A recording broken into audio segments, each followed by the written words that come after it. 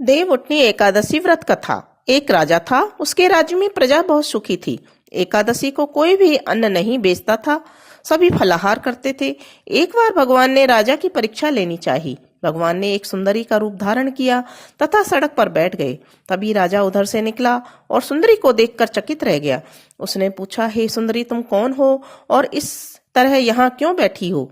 तब सुंदर स्त्री बने भगवान बोले, मैं निराश्रिता हूँ, नगर में मेरा कोई जाना पहचाना नहीं है, किससे सहायता मांगू?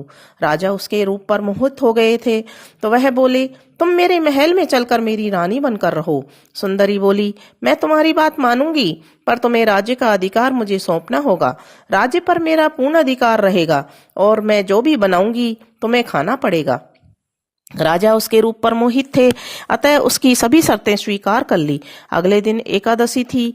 रानी ने हुक्म दिया, बाजारों में अन्य दिनों की तरह अन्न बेचा जाए। उसने घर में मांस, मछली आदि पकवान बनाए तथा परोसकर राजा से खाने के लिए कहा। यह देखकर राजा बोला, रानी, आज एकादशी है, मैं तो केवल फलाहार ही करूंगा। तब रानी ने शर्त याद दिलाई और बोली, या तो खाना खाओ, नहीं तो मैं बड़े राजकुमार का सिर काट दूंगी।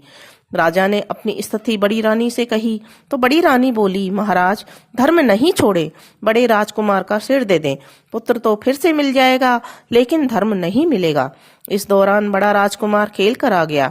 माँ की आंखों में आंसू देखकर वह रोने का कारण पूछने लगा, तो माँ ने उसे सारी वस्तु स्थिति बता दी। वह बोला, मैं सिर देने के लिए तैयार हूँ, पिताजी के धर्म की रक्षा जरूर होगी।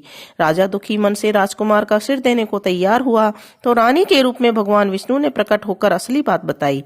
राजन, तुम इस कठिन परीक्षा में पास हुए। भगवान ने प्रसन्न मन से राजा से वर्ण मांगने को कहा। तो राजा बोला, आपका दिया सब कुछ है, हमारा उद्धार करो। उसी समय वहां एक विमान उतरा। राजा अपना राज्य पुत्र को सौंप कर विमान में बैठकर परम धाम को चले गए। देवउठनी एकादशी व्रत कथा। एक राजा के राज्य में सभी लोग एकादशी का व्रत रखते थे। प्रजा तथा नौकर चाकरों से लेकर पशुओं तक को एकादशी के दिन अन्न नहीं दिया जाता था।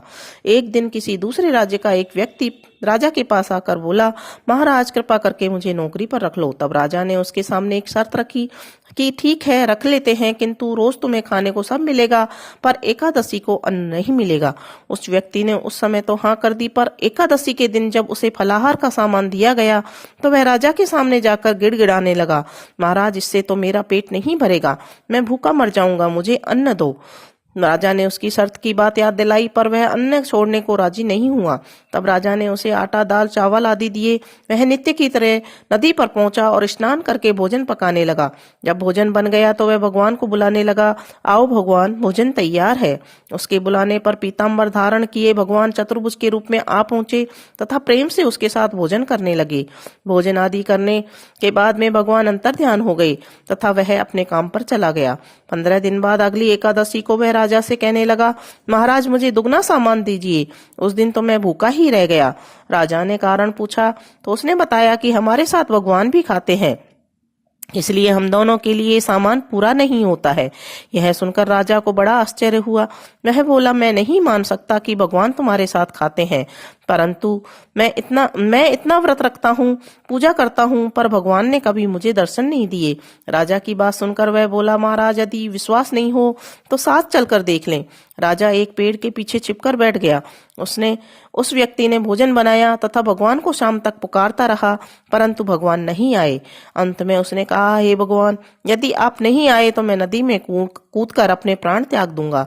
लेकिन भगवान फिर भी नहीं आए। वह प्राण त्यागने के उद्देश्य से नदी की तरफ बढ़ा। प्राण त्यागने का उसका दृढ़ इरादा जानकर शीघ्र ही भगवान ने प्रकट होकर उसे रोक लिया और साथ बैठकर भोजन करने लगे। खा पीकर वे उसे अपने विमान में बिठाकर अपने धाम को ले गए।